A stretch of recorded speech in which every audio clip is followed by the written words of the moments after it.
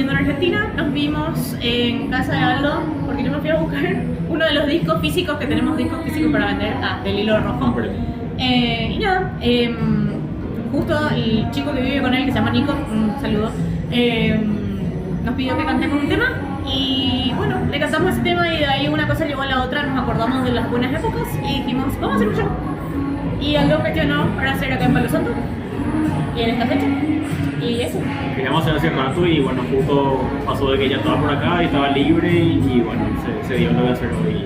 Y también es como una nostalgia, un show nostálgico para recordar de una forma un poco más desnuda los temas, por así decir, que hicimos en el álbum Hilo Rojo.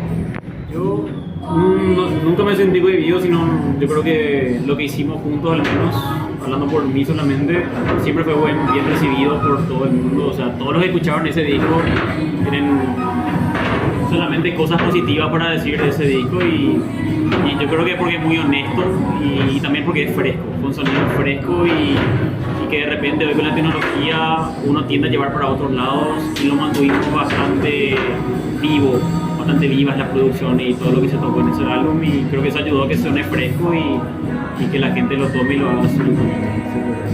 Concuerdo, creo que es un trabajo que en lo colectivo se enriqueció muchísimo, éramos mucha gente trabajando en ese disco y por ende eran muchos oídos pensando en los detalles y escuchando cada cosa y eso definitivamente creo que logró que ese disco sea lo que es hasta ahora, digamos, que también en la producción creo que es un disco bastante atemporal, eso está bueno, es increíble.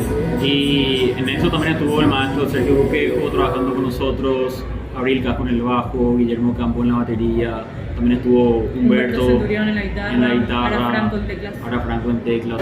Un montón de gente que ayudó a que eso sea posible y básicamente fue una big band grabando un álbum, cosa que hoy en día pasa cada vez menos, ¿verdad? Porque la tecnología nos permite de repente yo sentarme en mi casa y hacer un álbum de mi pieza, cosa que está buenísimo también, pero no siempre se da esa posibilidad de hacer un álbum en formato big band como se dio en ese disco. Totalmente paternada, es un tipazo, realmente era, justo estábamos hablando de él, es así tipo una de estas personas que es intachable en su forma de laburar y en su forma de ser.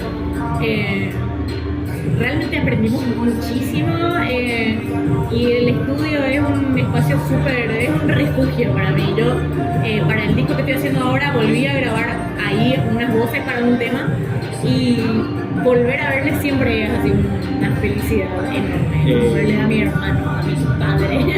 Realmente siendo un padre, una figura paterna, pero más allá de eso, todos sabemos lo talentoso que es y lo diverso que es y puede hacer cualquier estilo, porque tiene esa cantidad de talento y conocimiento, pero lo que también se le destaca a él es como la persona que es, lo cálido que es, lo mucho que también él le gusta enseñar también, porque en mi caso yo empecé prácticamente con ese disco, fue el segundo disco que yo produje con él y a un productor que recién estaba empezando como yo me abrazó y me enseñó muchísimo y yo estoy haciendo todas las cosas que hago ahora gracias a su mentoría de cierta forma. Yo siempre lo llevo en mi corazón porque para mí es mi mentor, o sea, yo nunca tuve así un mentor en otro instrumento, en otras cosas, pero en producción yo siento que Cuquejo es mi mentor.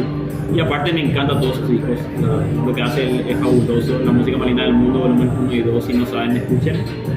Y eso, estamos muy agradecidos con él. Hicimos un poco en el disco, ¿verdad? Y bueno, yo creo que ahora vamos a estar un chiquito distanciado a nivel locación, ¿verdad? Pero a mí me encanta la idea de seguir colaborando en ciertos proyectos con María. Y bueno, en los circunstancias que esté, siempre de alguna forma vamos a estar colaborando o viviendo nuestra relación como amigos también. Y ¿por qué no? Y sí, yo creo que uno siempre vuelve al folclore, definitivamente. Creo que es algo que ya estuvo ahí antes y que podría volverse a dar eventualmente. Cada uno ahora está en sus lugares diferentes, nomás sí. Me parece. Pero bueno, el momento fue como nuestro... El momento, no sea el momento.